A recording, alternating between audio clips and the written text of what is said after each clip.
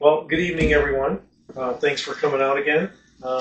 If you don't know me, my name is Mark Dolence. A couple of those little letters. Kinesiology, I get that question, is what is that? Kinesiology is like the study of the body. It's the physics of movement. And in that, I've been in sports medicine as my undergrad degree, athletic trainer, personal trainer, strength conditioning coach, teacher, kind of that whole little gamut. But what I tell you I am not is I am not a medical doctor. So standard disclaimer, this is for educational, maybe a little bit of entertainment purposes only, but we're not here to like diagnose and figure out an exact problem and give you a treatment for it, because of course you should consult your physician, and maybe when you learn more, you'll be able to educate your physician about some things in nutrition. There is good news though, is that starting, I think, this upcoming year, nutrition courses and the amount of nutrition courses are being added into medical school, because if you go through 4 years of medical school prior to now, you get about 2 hours worth of nutrition classes. So when you go to the doctor and you ask them about what you should eat and how you should do things, you probably have more knowledge than a lot. So sad, but it's changing. So today we are going to talk about sugar. And the beautiful picture that was up there of the sugar, and everybody's like, ooh, candy. Sugar is an interesting little thing. So we'll just give you a few of those. Not only is it a sweetener, it's actually a preservative. And the most common type is sucrose, right? So that's where most of our sugar comes from. It's in that form. And when sucrose is broken down, it's broken down into two things. It's glucose and fructose. And if you know anything about the human body, everything that happens in the body is the fuel for that is glucose. So glucose, we would probably say, is like a good thing. And then the fructose is what we're going to kind of get into, and we'll bring them both together there. But genetically modified sugar beets are about half the sugar that's added to food. So there's a problem there right at the beginning, because the first words are genetically modified. So that means the plant itself has been altered in such a way, in most cases, so that weeds and things don't grow next to the plant, or they've been altered to change the chemical makeup of whatever the plant is. So next time, 2 weeks from now, we're going to talk about wheat, flour, and gluten, and we'll get into a lot more about genetically modified. But for the time being, we're going to leave it at that it's been modified in some way, and that's probably half the sugar that we consume. Cane sugar is the other source of sugar in the U.S. Cane sugar is really it grows like in a stalk. When I was on a mission trip in Costa Rica, we went to a plant that, well, I won't really call it a plant because it was Costa Rica. So basically they gave us machetes and let us chop down sugar cane, and then, the natives would like cut chunks of this and chew on it, and it would shred like a brush, and they would use that to brush their teeth. Of course, the downside to that is they're putting raw, pure sugar on their teeth constantly, so hence the problem with tooth decay. But it's really cool, because if you just do that and you heat it and you cook it down, it basically makes like a molasses. So this is a natural sugar. It's untreated.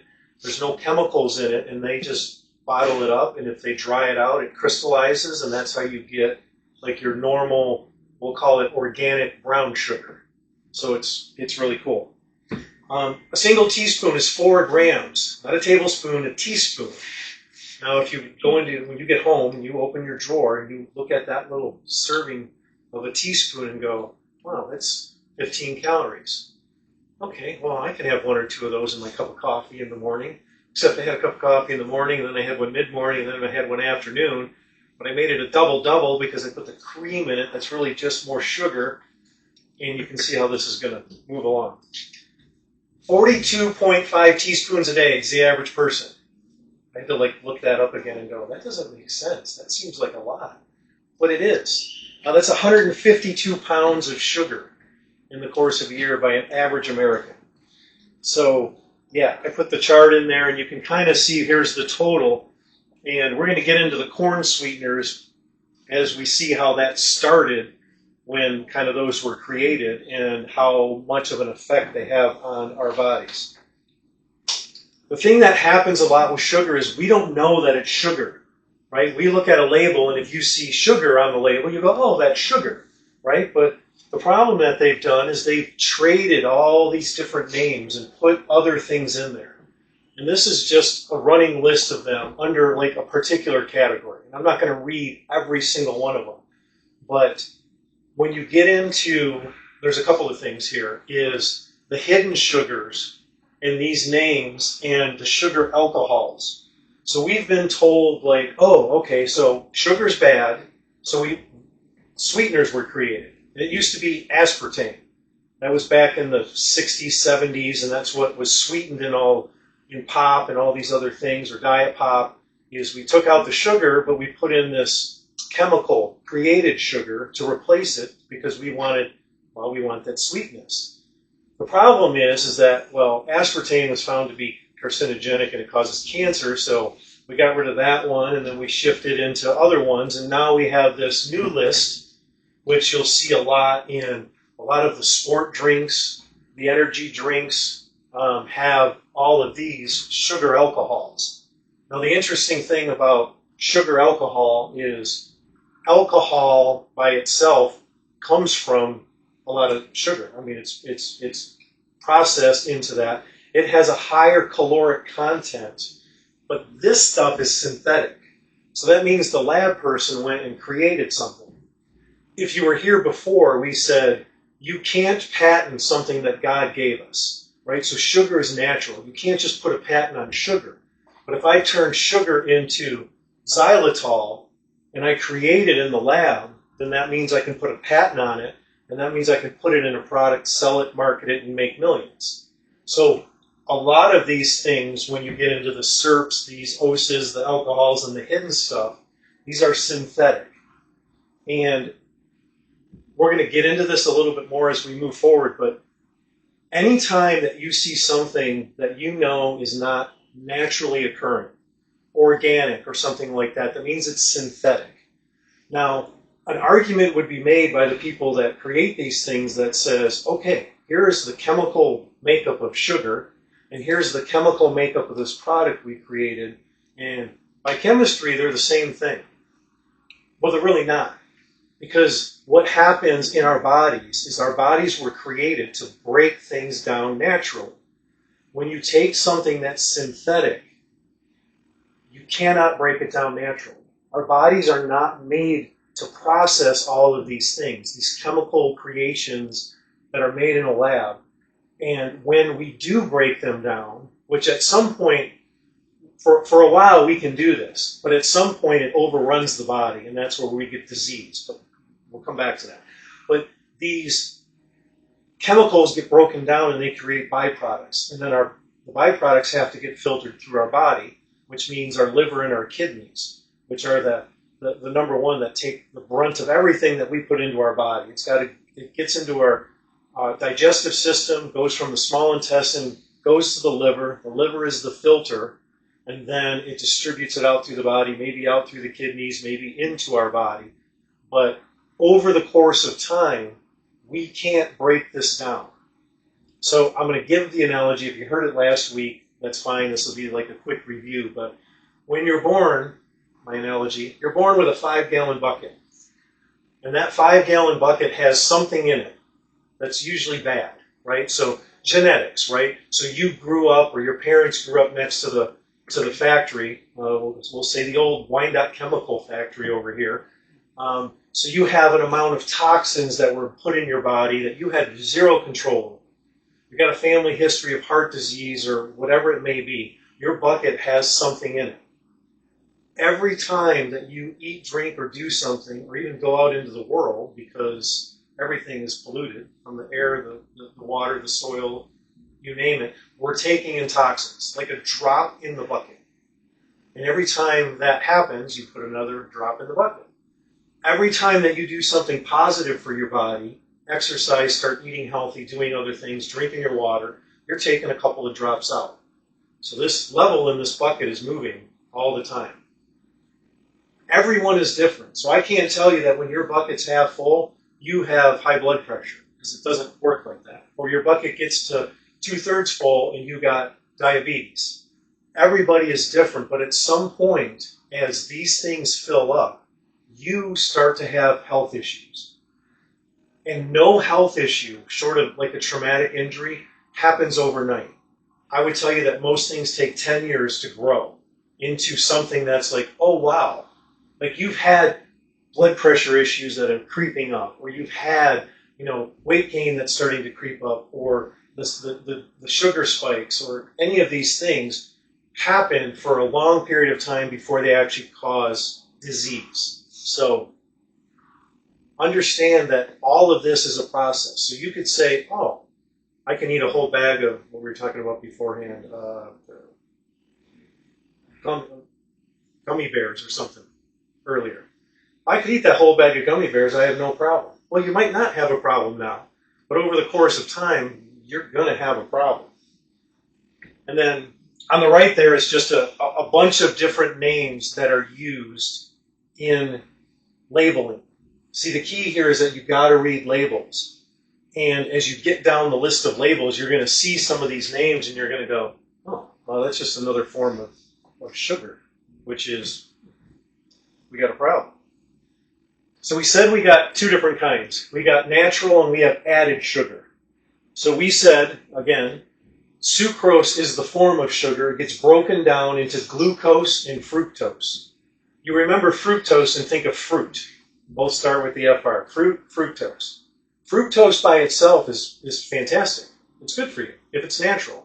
Because when you take in fructose because you ate a handful of strawberries or an apple or a banana, yes, it's a simple sugar, but it also has vitamins, nutrients to some degree in that piece of fruit that you had. Whereas if you had that piece of candy that has fructose syrup, you have no nutritional value in that, but you're getting the calories. And I'm going to say, the game used to be everybody's like, oh, calories in, calories out. You want to lose weight, take less in than you're burning. But when you're taking those calories in from those synthetic sources, you're walking down a whole different path. So when it says, like, I think it's up there, it says, the 2 servings a day of fruit. Okay, well, that's great. That's not a problem. But the real issue is that we're getting 10 times that amount of fructose in all the fake stuff because we're not aware of how it's written on a label or what it actually says. I will tell you that I had dinner before I left, and I like my little snacks. So I'm not saying that you can never not eat stuff that's sugar. So my little snack was, this is really bad, but it was a little bit of ice cream. But we found some organic ice cream that doesn't have carrageenan in it, yeah, which is a totally different chemical. We're not going to go there. But I stood there. Yes, I had a fork, and I take a chunk of it, and I just kind of flip it into my mouth, and I turn the label over, and I was like, huh.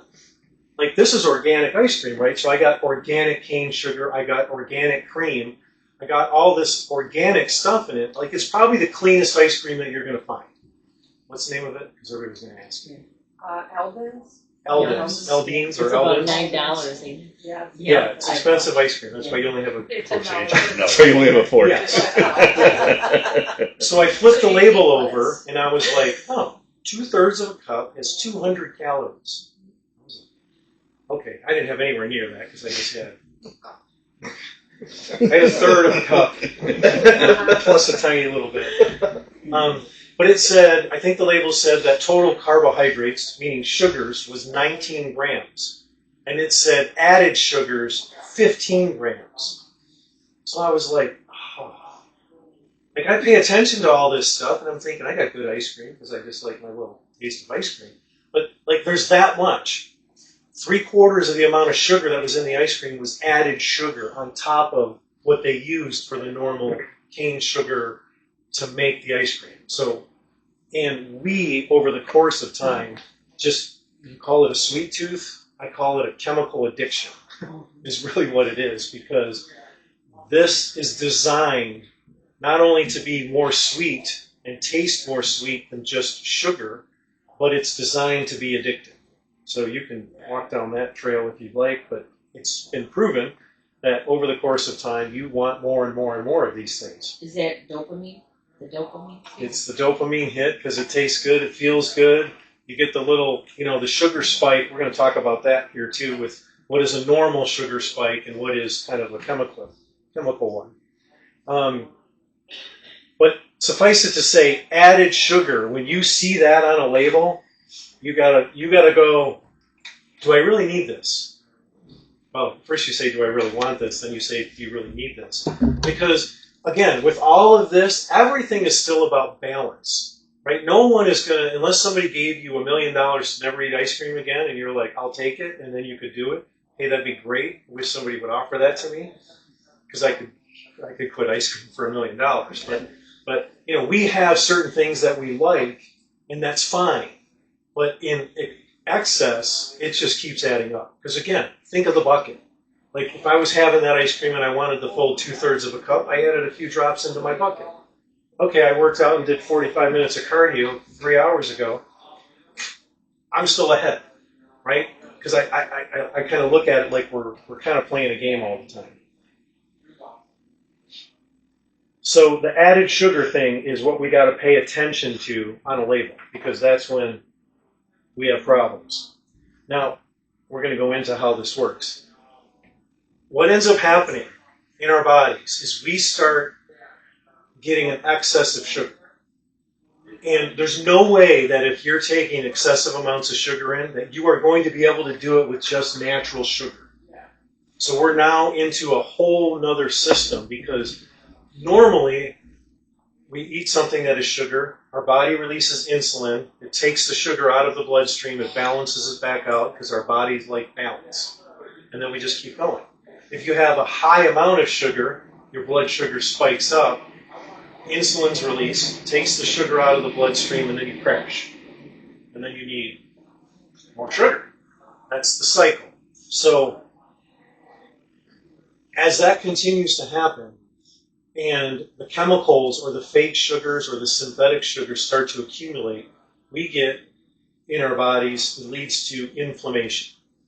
Now, inflammation is kind of it's the symptom. It's not the root cause. People say, oh, my problem is I got inflammation. My joints hurt, this hurts, everything aches and everything.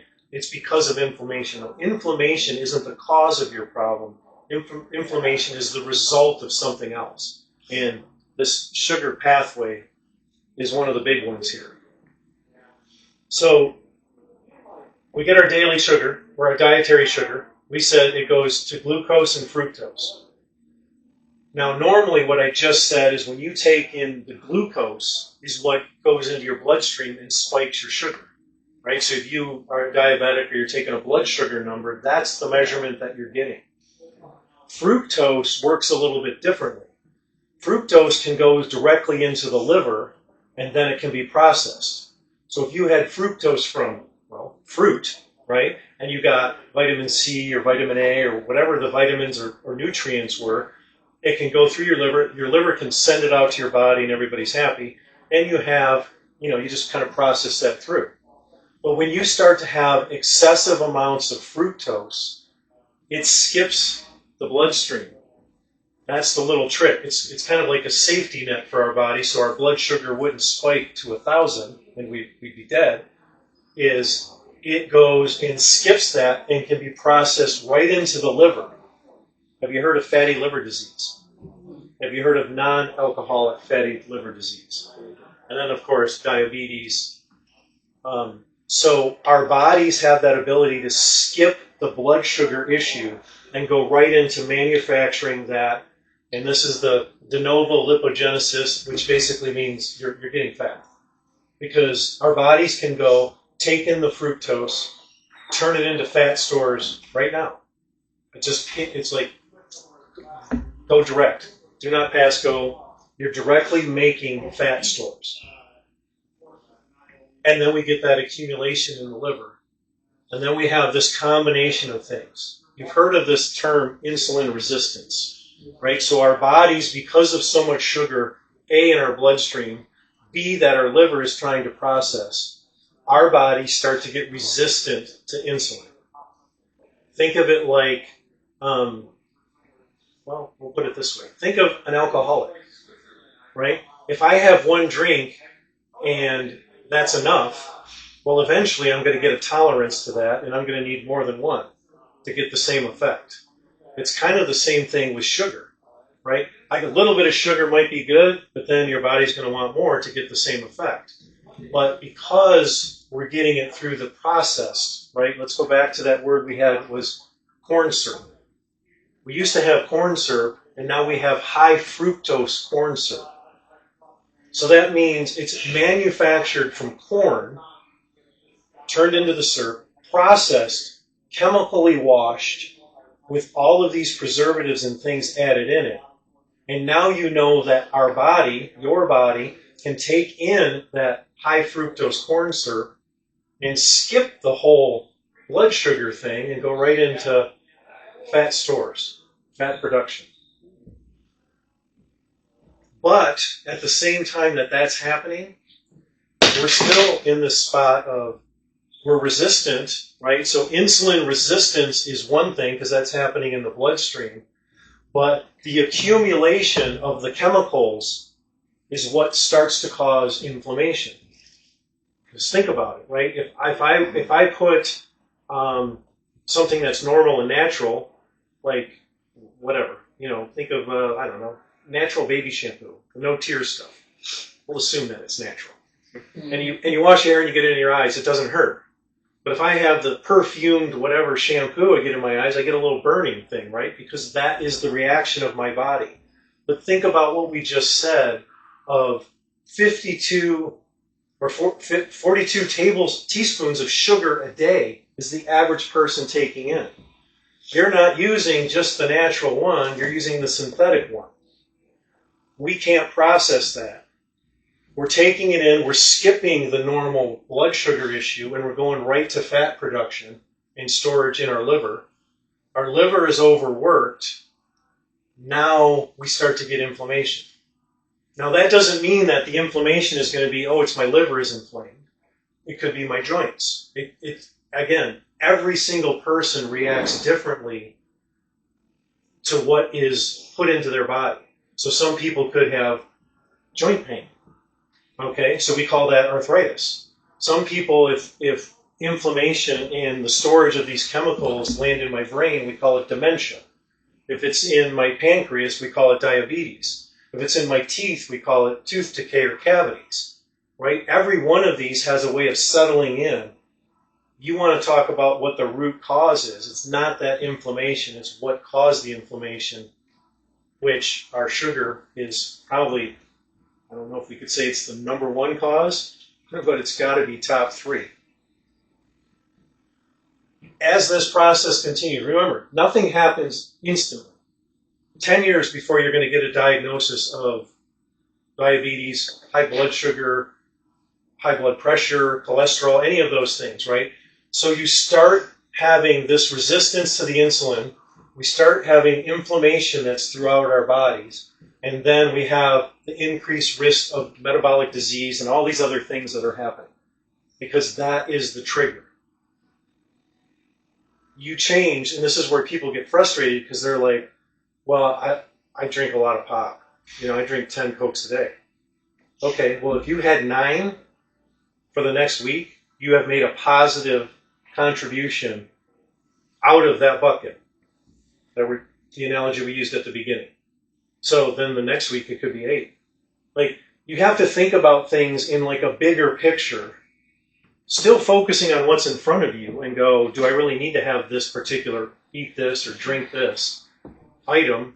But in a big picture, I'm playing that game because I'm trying to keep my risk of metabolic disease down. But understand again, we can't overemphasize the fake sugars, the added sugars, the processed sugars. If we went through the process of how they actually take brown sugar, because you think about like white sugar or processed fructose corn syrup, right? I told you that this comes out from sugar cane almost like molasses. That's it. Or like honey. Just a natural, syrupy kind of mix. And it comes out and you get these white little fine crystals, or you get these drops that you put into your drink for your sweetener because you got that little packet in the sport drink section of the grocery store. you're taking those things that were this natural process that comes out as brown sugar crystals that are washed chemically, bleached, literally bleached, and then chemically treated in multiple different ways in order to create the product that can be, I can put a patent on it and I can sell it to a company. And our bodies cannot process this. We can't make it work. The cycle continues. It's a snowball rolling down the hill, and it's rolling down the wrong side of the hill. And it just continues on with more inflammation, more problem. Another cycle starts, and then other things in your body start to go sideways.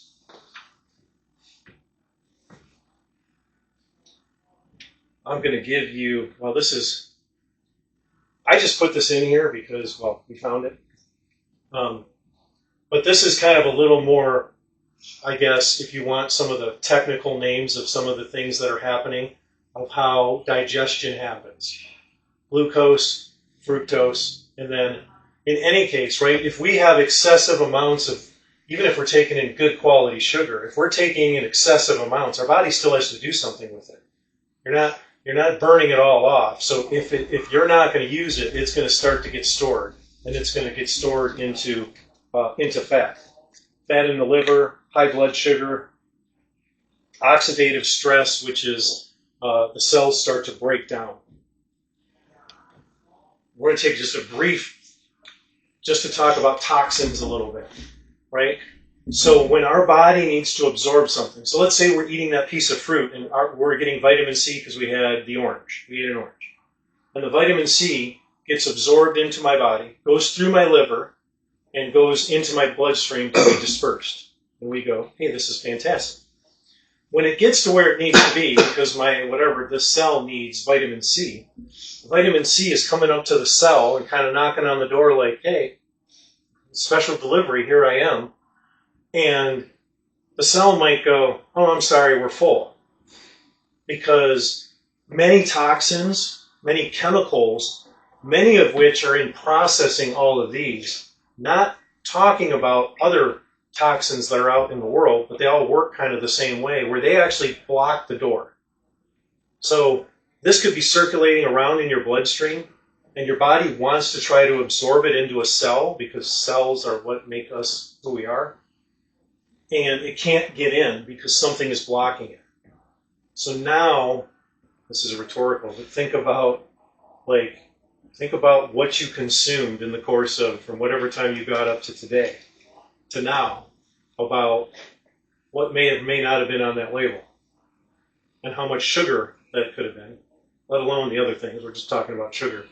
And then start to think about that as a daily, this is happening, a constant, it's an everyday cycle.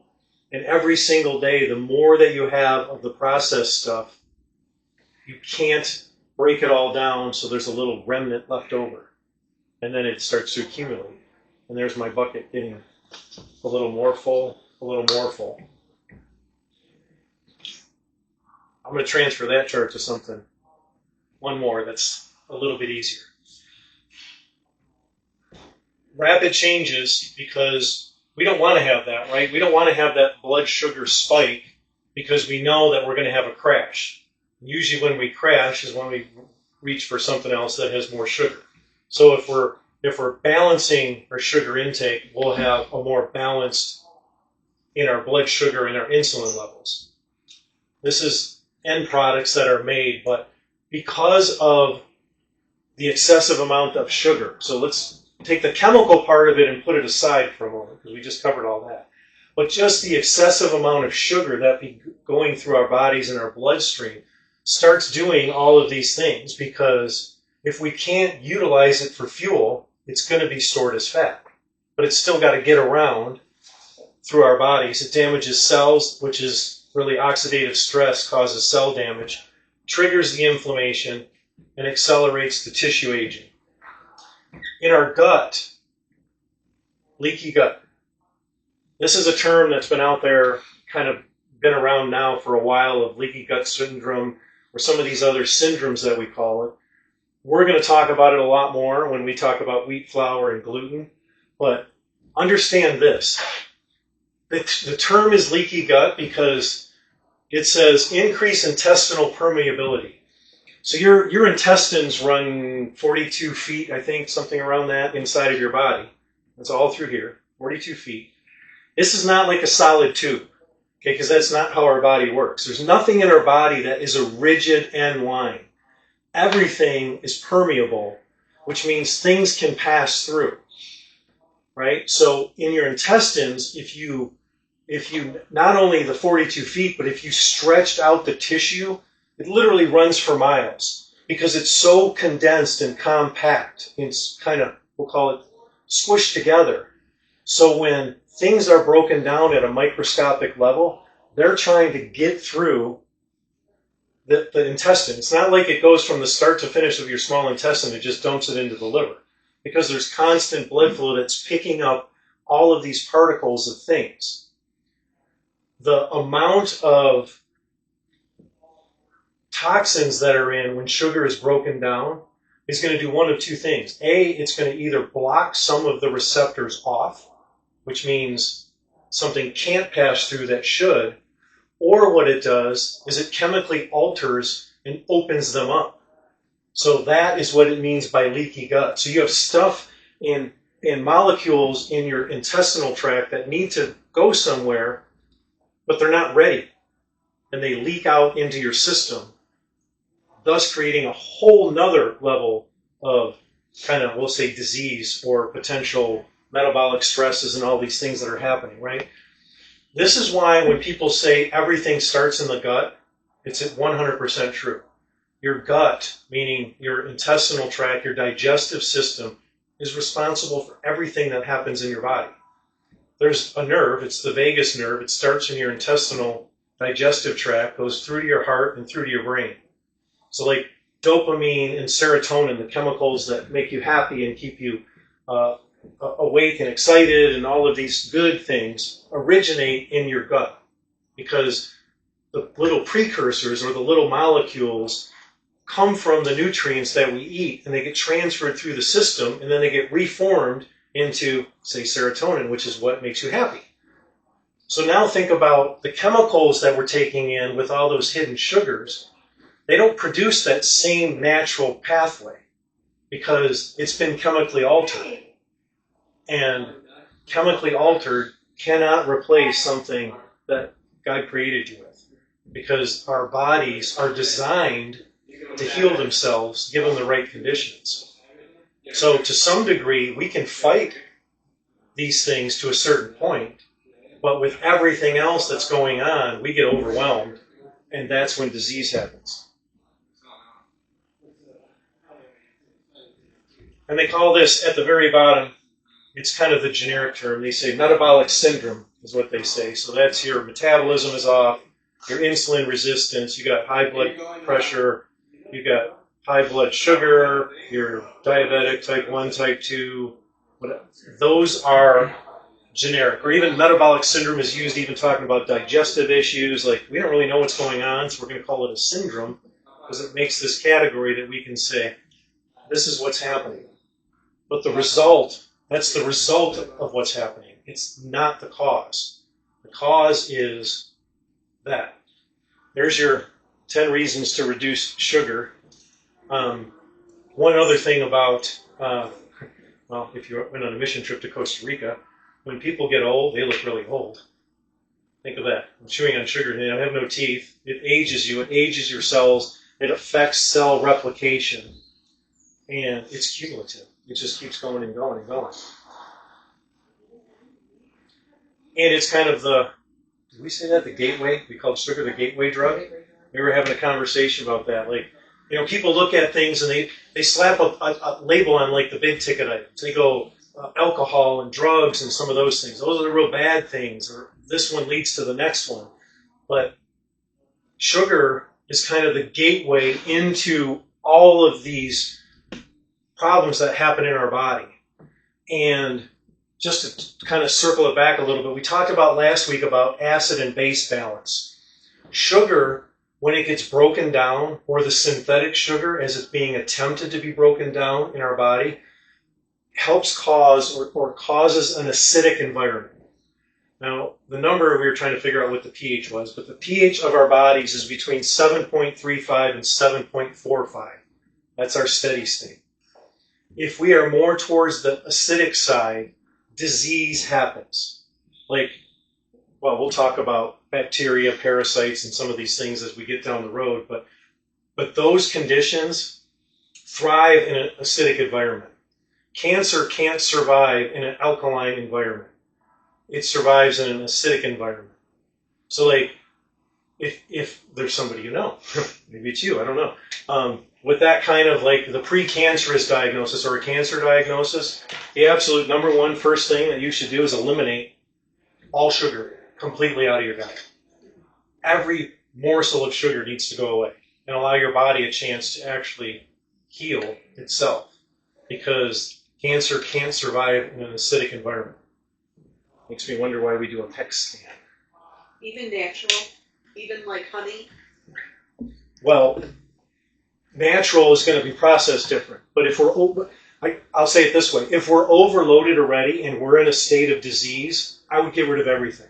Okay. Because I would want nothing in there, even though in a normal or even kind of heading towards some sort of metabolic syndrome, if we got rid of everything that was fake and didn't have excessive amounts of sugar, would my body be able to handle the honey, which is what I would say you would want to use? I would say yes, but if I got that diagnosis, I'd be like, I would fast. Literally, I would eat nothing. I'd drink bone broth and my water. As of last week, we talked about water. Half your body weight in ounces. Anybody who was here last week have been using mineral salt in their water? Difference? Oh, it's not, yeah. Have you noticed a difference? Yeah. So that's 14 days ago we talked about minerals or Celtic salt instead of sodium and adding mineral salt into your water. Like some of these things, your body will adapt instantly. You'll know a reaction in a day or two. But yes, yeah. In any, I would say this, even unrelated to just sugar, but when we talk about the toxins that are in our body or things that are sprayed on crops and some of those chemicals, does the same thing, we'll say generally speaking, of creating kind of that acidic environment that promotes bad bacterial growth and promotes disease and the formation of disease. It's all, like I said, it's incremental, one step at a time. But there's sugar in all foods, right? Like even bone broth will have some sugar. Yeah, I mean, but yeah. Okay. I mean, you're getting microscopic amounts, but yes, I mean, there still has to be, because you're talking about glucose that's still inside of bone and stored. So, but I would say eliminating everything that we can possibly control would be what we would need to do to really reset. I mean, in 48 hours of fasting, autophagy starts, which means like planned cell death. Because understand that your 5 or 7 billion cells that you have in your body regenerate completely every about 30 to 40 days. So you would be actually like, and they're planned, right? It's coordinated. That's why it's called autophagy, because it's like a regulated, planned cell death. And then the cell replicates, and then it disintegrates, and your body absorbs it or moves it out. But when we're replicating bad cells, we just keep making more and more bad cells. So the idea of stopping all of that, or that's what they in the nutrition or the air quote dieting world is the resets. I'm going to do a reset, a body reset, which is essentially that. I'm going to fast for ideally like a 3-day fast to get into that cycle, burn through all the glucose that's stored in your body, and then start breaking down wherever that was, the fat storage, and your body will use it for fuel.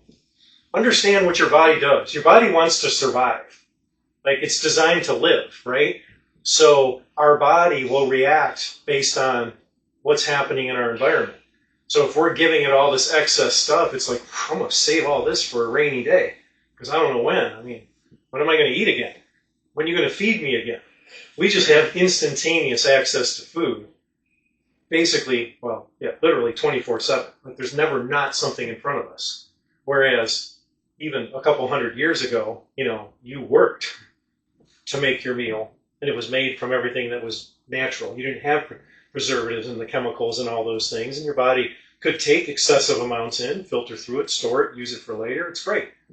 We just can't do that because everything is so instantaneous. All right, questions? That's where a detox comes in here. Huh? That should be another topic. Yeah.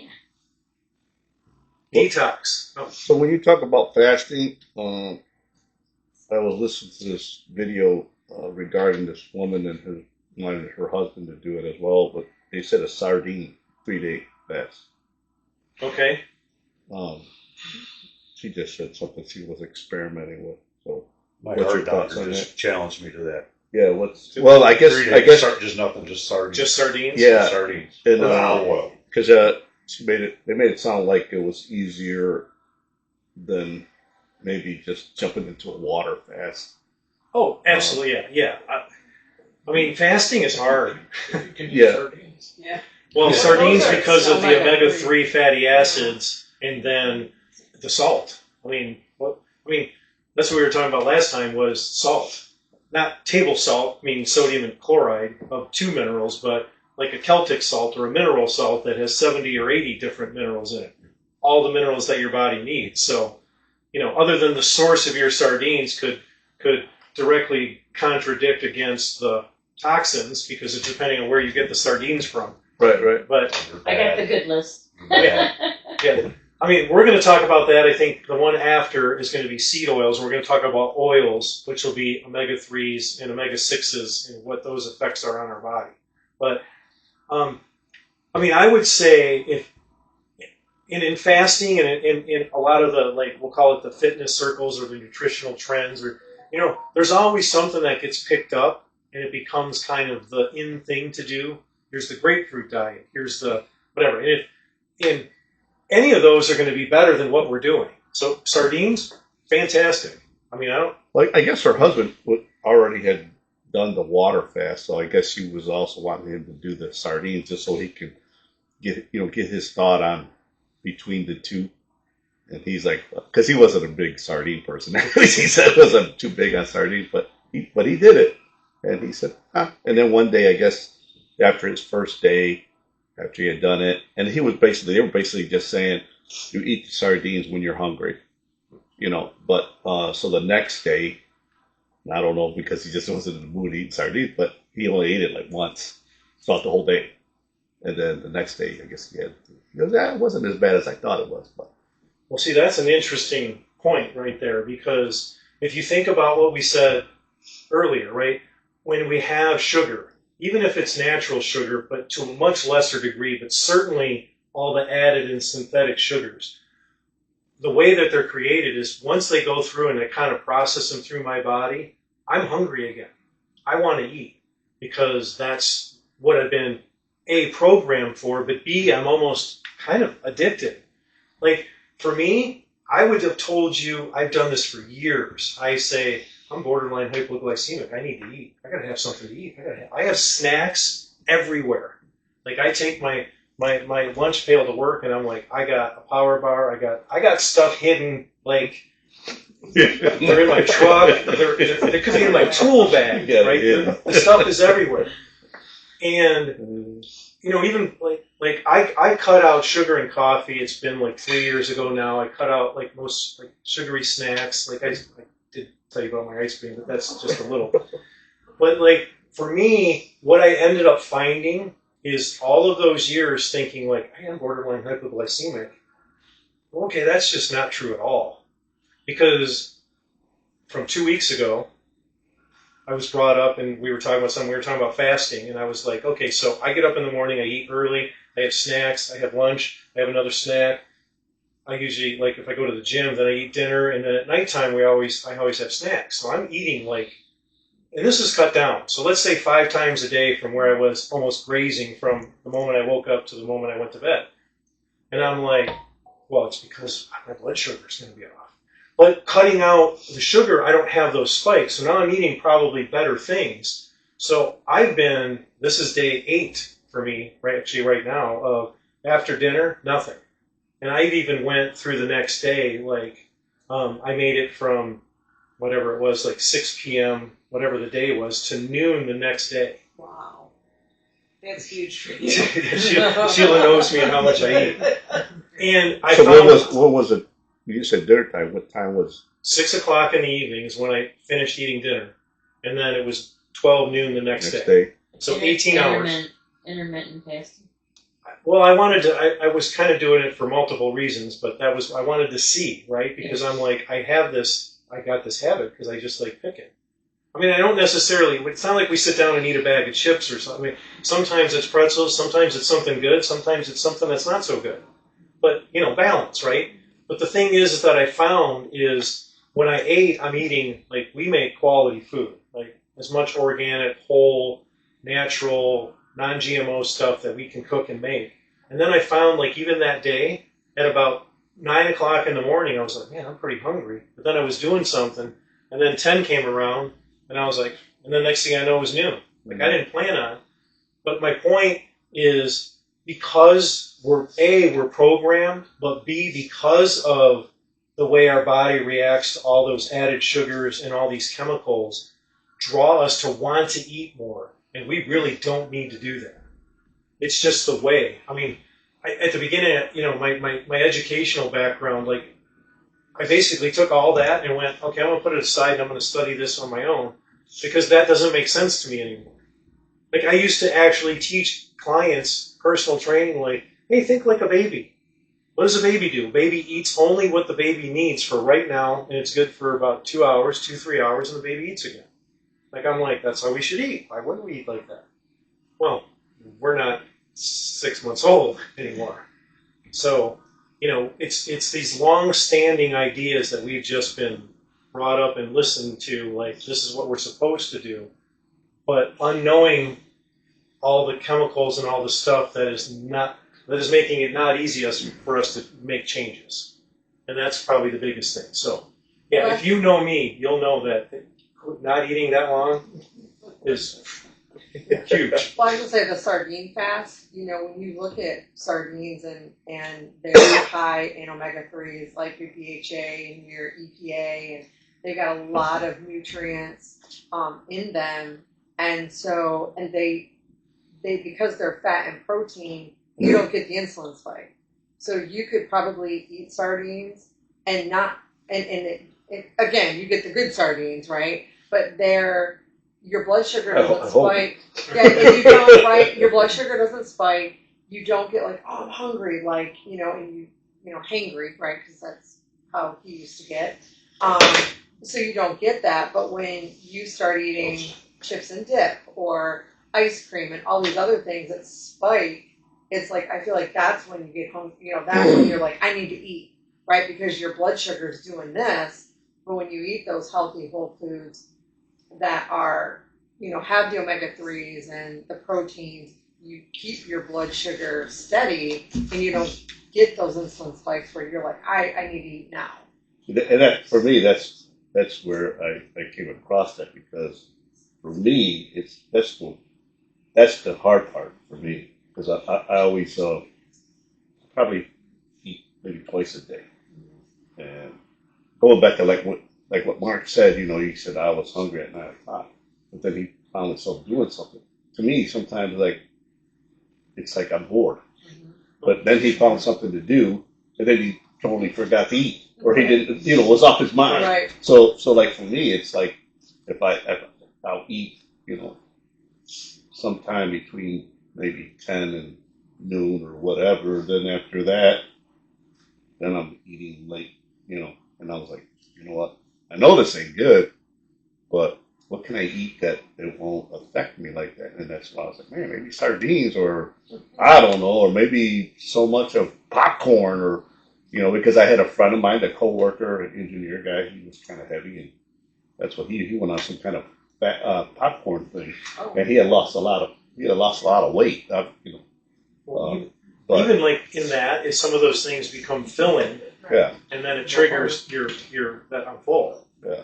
And the other thing that we tend to do, and we have to be aware because this is where label reading comes into play, is you think about, okay, so I want to have, let's just say my eating timeline is from 10 a.m. to 6 p.m., right? And you do what you did. Like, I'm going to have whatever that is, a good quality meal at 10, 11 o'clock.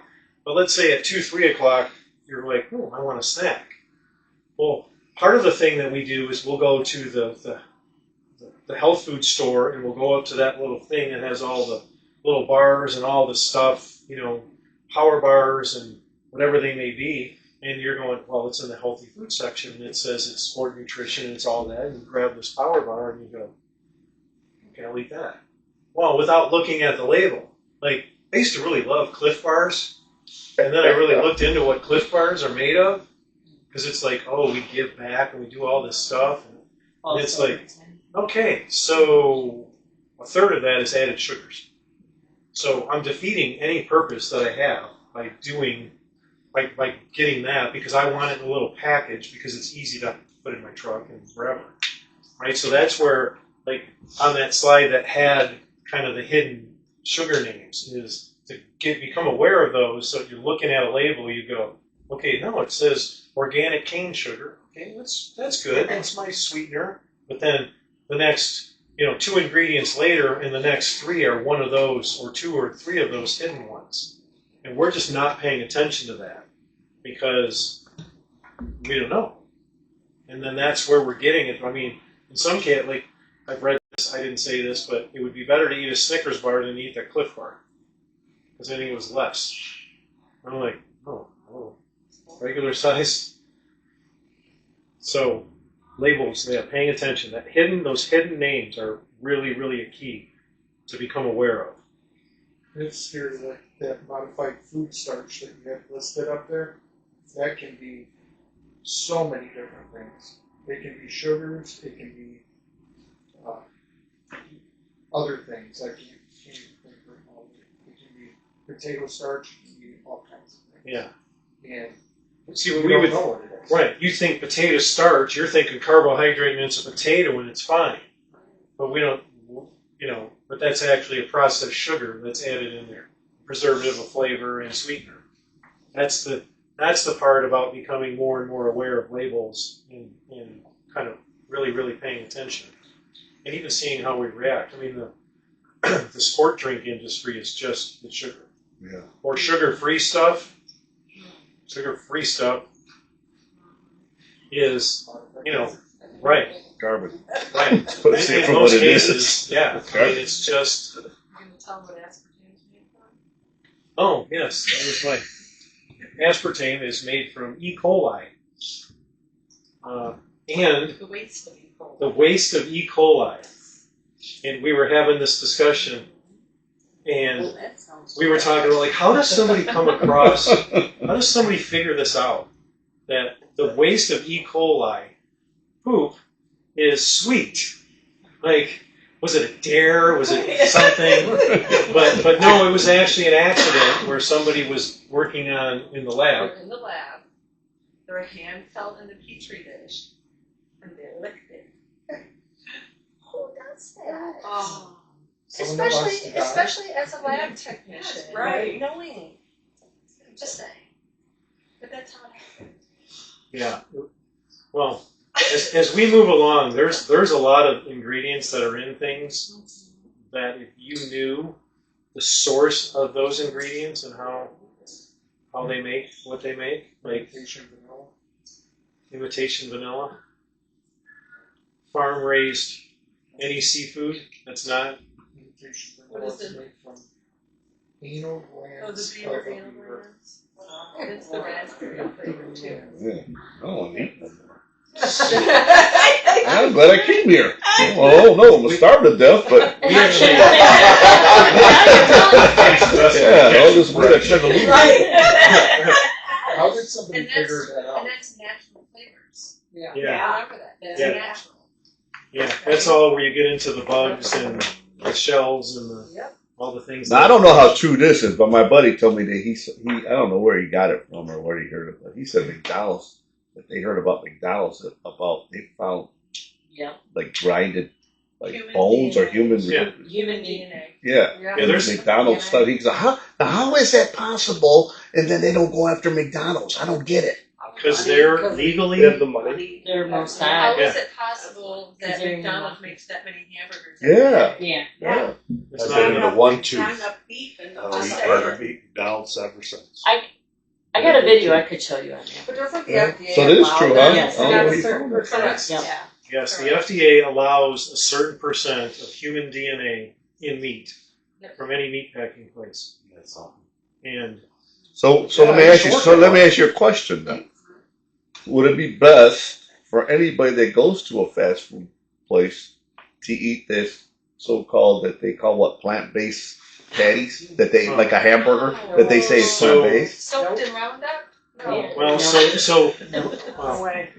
this could be another topic, Yeah. but in Yeah, I'm just asking because I'm like, I mean, I don't eat in a that stuff. nutshell, most of the plant-based stuff comes from soy. Yeah. Soy is the most heavily sprayed product Not good. crop on the planet. So the level of pesticides in the soy-based products or lots of the plant-based is off the charts. There is 0% Kill us. original soy. Everything soy is genetically modified at this point. Corn going that way too. You're best to get It's your everywhere. meat from your farmer. Yeah. And there, and Mike announced last week, there's a farmer's market dropping off here every Friday. They drop off this Friday now. And that's who we used at Nutrition Unlimited as well. Oh, really? Okay? Grass-fed, pastured beef.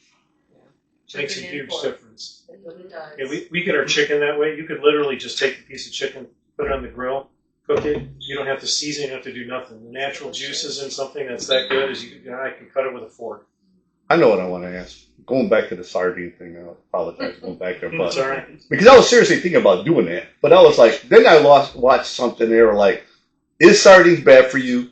And can you have too much sardines? So the answer to that question is based on the study, and it's based on who funded the study. And if it's in water or oil. Right, I know. because I heard I water mean- better, right? Yeah.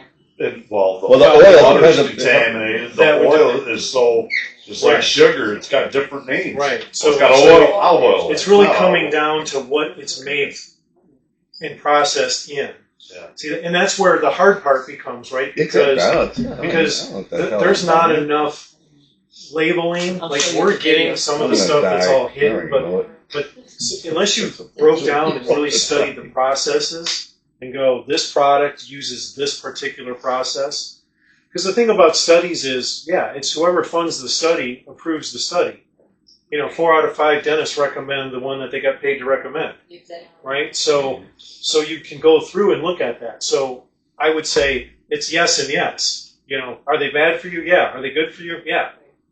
But I can tell you this, even probably some of the a generic sardine that you're getting is still got to be better than anything that was on that list, right? You got to kind of look at things when you take this overall picture of mind, body, spirit, health, wellness, of kind of like a good, better, best, right? You're not going to be in the best case scenario all the time. It's not possible. But you can choose to not be in the bad, worst case. And you can pick something that is good, like the ice cream, right? For ice cream, this is a good ice cream. I'm not going to eat the whole carton of ice cream.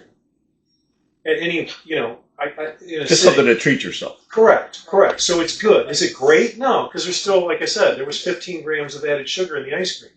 But if I'm only having that half a cup, okay, there's my 160 whatever calories, and that's just what I got, right?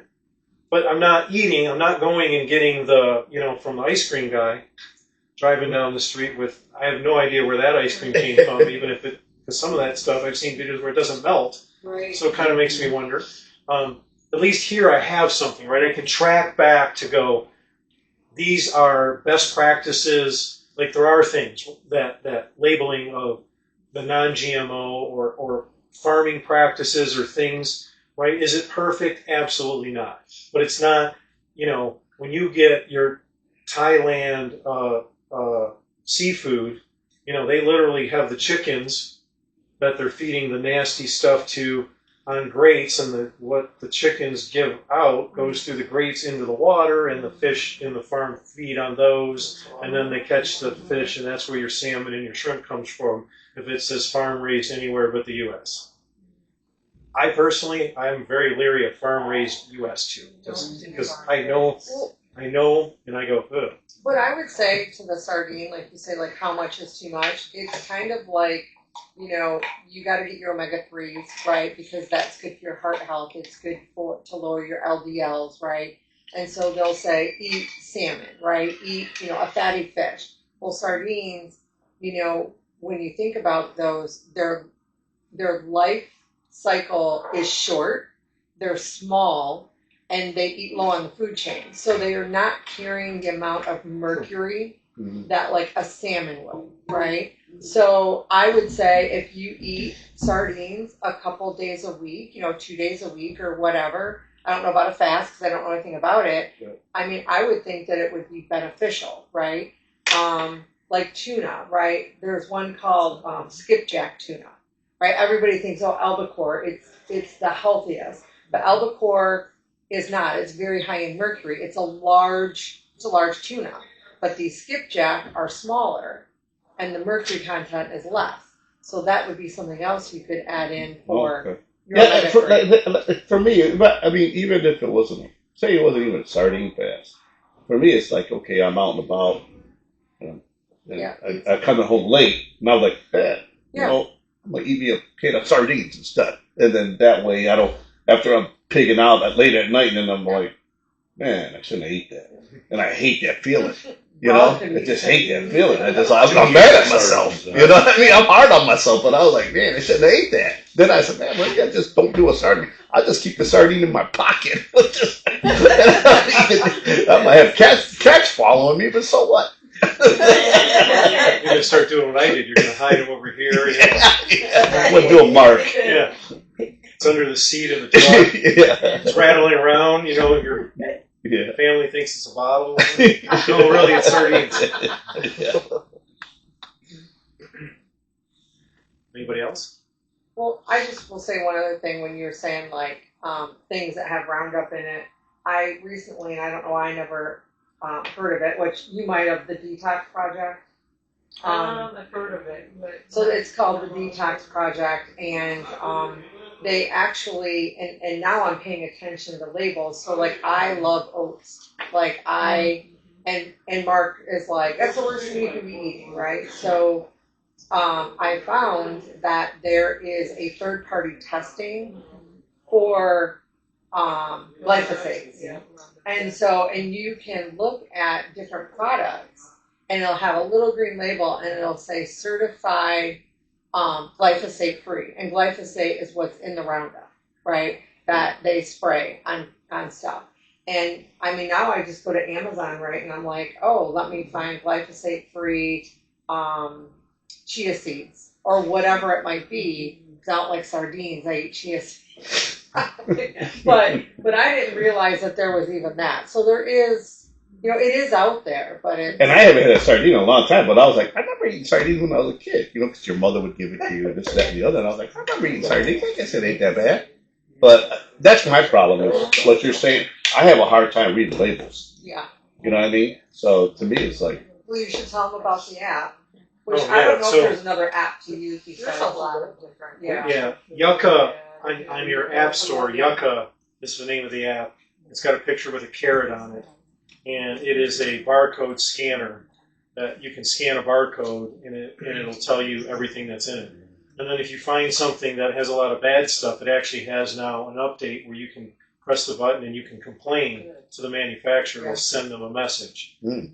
There are other apps that kind of do the same thing. Like, I got it written down at home because I just read it in one of my chat groups like a week or two ago, but I haven't looked into it yet. It says it's better than the Yucca app, but that's a good way, because again, like you could walk up to the health food store and pick a product, right? That is, you would go, oh, that looks right? I used this product and I tested it, but then directly next to it on the shelf by the same manufacturer is another product that scores, 10 out of 100.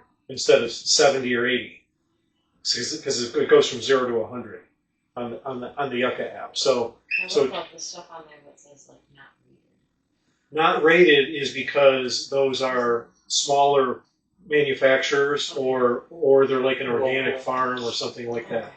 So It So- doesn't do like protein or something, which is odd. I don't know. Yeah, because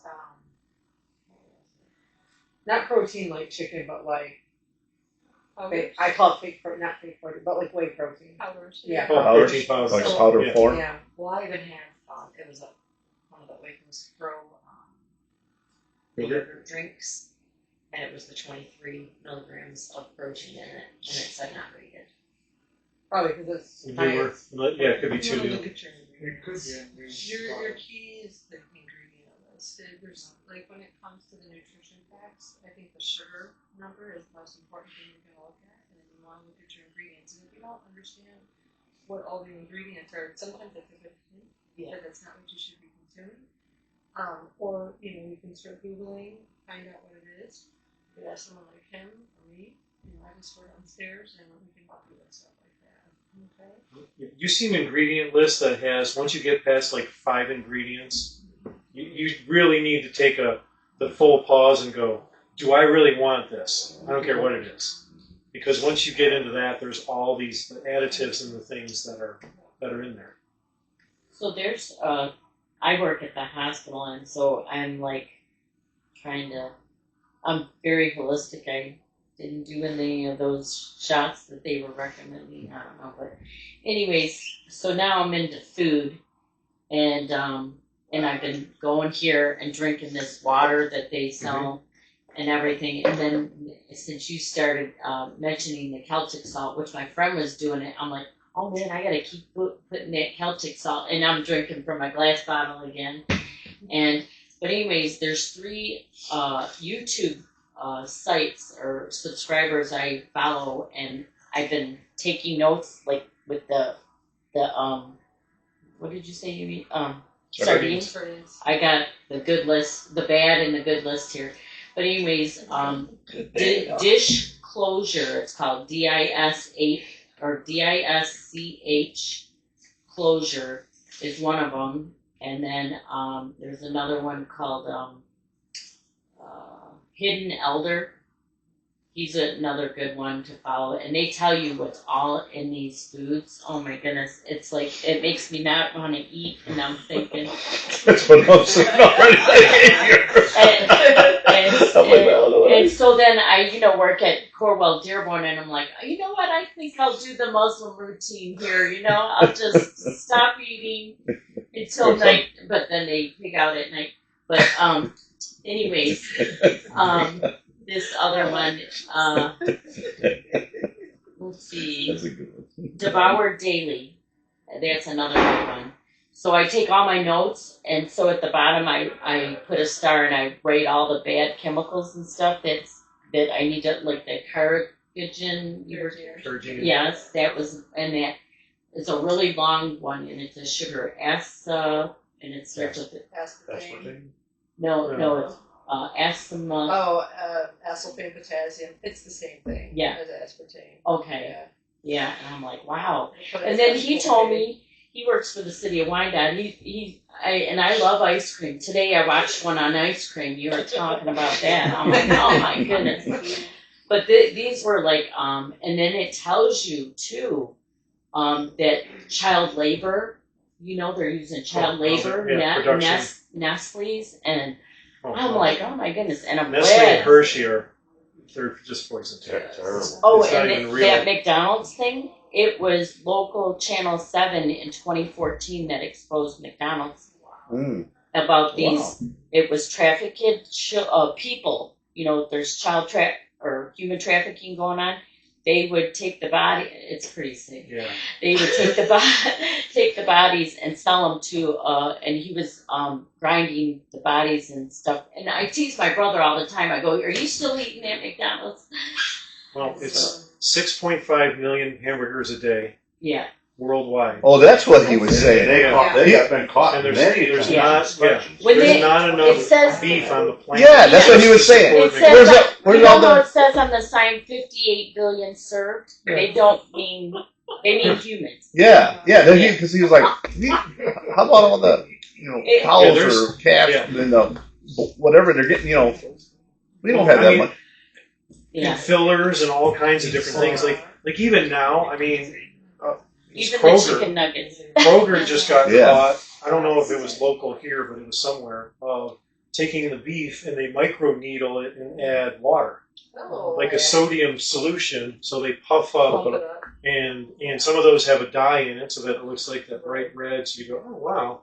So it's adding to the weight, and then obviously your pricing. I mean, that's another huge difference. If you can do that and find a way to get, well, you said natural farm, like we found a farm, like we have our pork and our beef come from one place, venison comes from the woods, and chicken comes from another organic. I mean, there's nothing better than any of that. And the taste is dramatic. Dramatically different.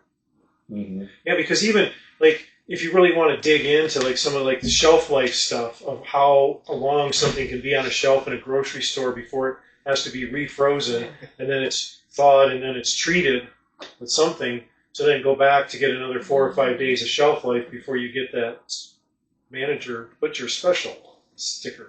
Well, it's funny you said it because I was thinking the same thing. I was like, you know what? Back in the day, when you had, I don't know, just use bread for instance, just it's sitting there, it mold up. Yeah. But now it seems like bread lasts forever and a day. And then even like tortillas, for instance. Yep. And me and my sister said, you ever notice the tortillas, man? They never go bad.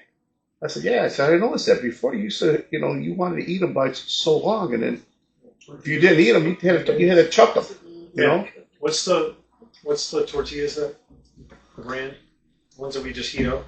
Yeah, but we don't do those anymore because now they're made with genetically modified ingredients. Oh. So they used to It's- not be. They were tortilla land, and they just have a few ingredients, and you cook them on the stove like I put in my cast iron.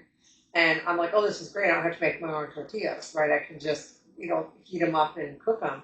And I check the labels, and I usually try to check the labels on things that I normally buy every so often because it changes.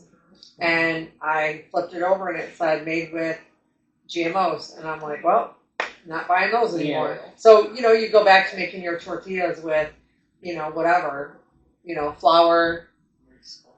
Yeah, whatever. I don't even know. It's like 3 ingredients, and then throw it in your pan, and there you go. Yeah, we just have to be constantly aware. Again, it's not a question of, it's easy to go down the road and just be overwhelmed with, well, there's nothing that I can possibly do, but then you got to take a step back and go, okay, like we still need to eat, we still need to do these things, and that's why that good, better, best thing kind of comes into play. And even like a balance of like, if I go out and we go out to dinner and, I love wings. And my son and I will split an order of wings as an appetizer. And I'm like, okay, I know that that's not my, my quality chicken because I don't know where they're coming from. And then most of the restaurants are still using seed oils. We'll do that in 2 more sessions. But again, it's like, well, I want wings, so I'm going to eat wings. I can't not eat, so. I would recommend Weston A. Price Foundation. Oh, Are you yeah. familiar with them? Mm-hmm. They put out a really good shopping guide every year, and it goes from best, good, and then bad. So they do all the research, and they give you the names of the foods and then the company. It's put together very well. Our store, when we were at Nutrition Unlimited, my boss, that was the. We used to buy those every year and just give them to our customers. So, Weston A. Price is the name of the foundation. I found recently, don't ask me how I found this because it's called Momavation is the name of the, and it's for, well, I can't join their Facebook page because it's for women only, but you can join their, so I get emails and then you can access, because they do all independent studies and they rank things kind of the same way, like, here's what we tested It was kind of like when I found out, because I looked at some of the salts when we were talking about 2 weeks ago, and like everything has hits for certain metals or certain things in there, right? Some of them are excessive where you go, okay, I'm just not compromising that. And then I throw that one away. But yet, you know, I don't care which one you test. They're basically, I mean, because it's mineral salt. They mine it from the ground, and the ground's polluted. It can make sense, right? So you're going to try to find something that is a better quality product than, say, this particular one over here. And I think that's our best case for finding products. But when we even find whatever those products are, we still got to get rid of the fake sugar, the synthetic. Natural is always better than synthetic, no matter what it is. Yeah, well, with that being said, I kind of leave it. I try to leave it because I cut pop out totally and try to have coffee, you can black. But if not regular coffee, just decaf, really. If I'm drinking that or water. Other than that, if I do, like you say, treat myself, I might have an ice. I put a little honey in my coffee. And one of my water bottles in the course of my day has got honey. I put a little lemon juice, maybe a little pineapple juice, and then my mineral salt. And then I have one that's just regular water and salt. I used to put like a little piece of, was it dark chocolate? That would work as long as, well, that's a whole other thing. I think as long as Finding it's 70. quality dark chocolate. And it's not from Hershey's. No, 70% or better. What is that? Yeah. Whatever that dark chocolate is. There's a couple out there that are good. But same thing, you got to keep checking. Yeah. So 2 weeks from now, we will do wheat, flour, and gluten. And talk about those gluten allergies. What did you talk about last